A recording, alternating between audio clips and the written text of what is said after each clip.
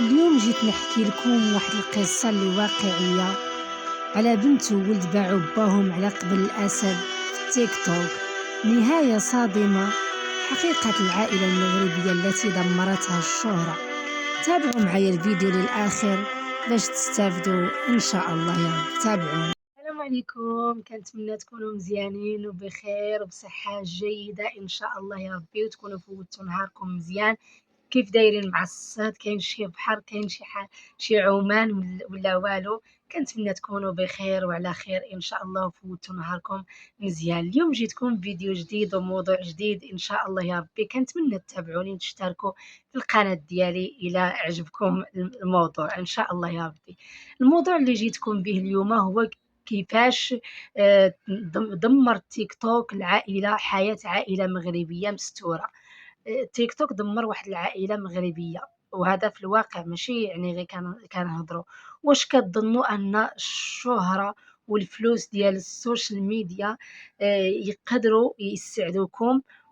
هاد القصه غتخليك تعيد التفكير في كاع هاد الشيء.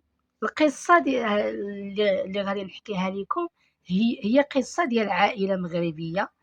عائله مغربيه كانت عايشه امان الله، حتى دخل دارهم واحد الضيف مسموم سميتو التيك توك.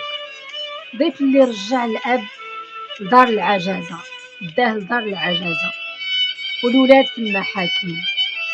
الحاج احمد راجل درويش مسكين على قد الحال، خدم حياته كامله في التجاره البسيطه، وكبر ولادو بنت وولد، رباهم احسن تربيه، وشرى ليهم واحد الشقه في كازا الدار البيضاء.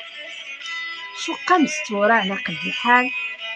العائلة كانت مثالية، الأب محترم في الحي والكل كيشهد بأخلاقه. واحد النهار جات نقطة تحول ديال هاد العائلة.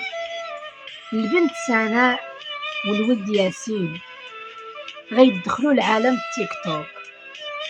في الأول كانت غير تسلية، من بعد بدات سناء كتشوف المؤثرات دايرين لايفات ودعم الحوت والأسد، وطمعات في الفلوس السهلة والمظاهر. هنا فين غتجي بداية الانحراف. البنت بدات كدير لايفات ديال التحديات والجولات باش تجيب الدعم. بدات كتنازل على المبادئ ديالها، كتخاصم مع هذا وتعاير هذه باش تجيب المشاهدات وتفضح اسرار الدار ديال الاسره ديالها. الاب مسكين عيان ومريض ومغلوب على امره، ما عنده ما يدير وما فهمش مسكين هذا العالم الرقمي ديال التيك توك. والابن ياسين عوض ما يوقف اختو عجبو الحال، حيت الفلوس بدات كتدخل ورجع حتى هو كيشارك في هذه المسرحيه، حتى هو دخل في هذا الشيء. المصيبه الكبرى والصدمه هنايا فين جات، واحد اللايف مشحون وباش يطلعوا المشاهدات التران، وقع واحد الشجار حاد ومباشر بين الاخت والاخ ياسين وسناء على الفلوس والدعم اللي جاهم ديك اللحظه. الاب دخل يحبسهم وهو كيبكي مسكين وكيطلب منهم يطفيو الكاميرا ويوقفوا هاد التفاهه، ولكن هما ما سمعوش ليه، ما داوهاش فيه، بحال اللي ما كيهضرش. اللقطه الصادمه هنا، الاخ تحت الضغط الهستيريا ديال اللايف والمشاهدات دفع الاب ديالو، والاب ديالو مسكين طاح على الارض. وكاع هادشي داز في اللايف وقدام الاف ديال الناس. الجيران اتصلوا بالشرطه من شافوا داك اللايف، حيت الفضيحه ولات علنيه. الاب مسكين مشى للسبيطار يتعالج. الاب مسكين من بعد ما خرج من السبيطار وبسبب ديك الصدمه النفسيه اللي شافها من ولادو ومن كلام الناس في الحومه، طلب طلب برجليه طلب برجليه يمشي لدار العجازة، هو طلب باش يمشي لدار العجازة حيت مبقاش قادر يشوف في وجوه ولادو اللي باعوه على قبل البوز.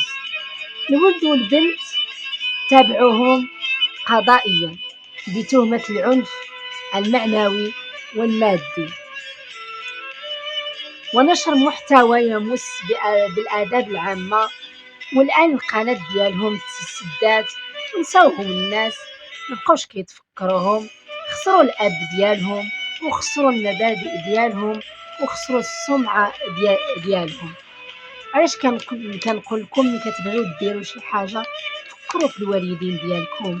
الوالدين ديالكم مساكين كيبغيو يشوفوكم بصورة مزيانة، ما كيبغيش يشوفوكم في شي فضيحة، كيبغيو يشوفوكم مزيانين وعايشين مزيان بولادكم، خدامين على راسكم بدراعكم، مكيبغيوش يشوفوكم في الفضائح، بالخصوص البنات اللي كيفضحوا راسهم في تيك توك كيعريو راسهم واحد الفضائح كيديروهم باش يجيبوا لايكات والاسد، وبالتالي شنو غادي تستافدي؟ يعني حرام كيمشي في الظلام كما كيقولوا.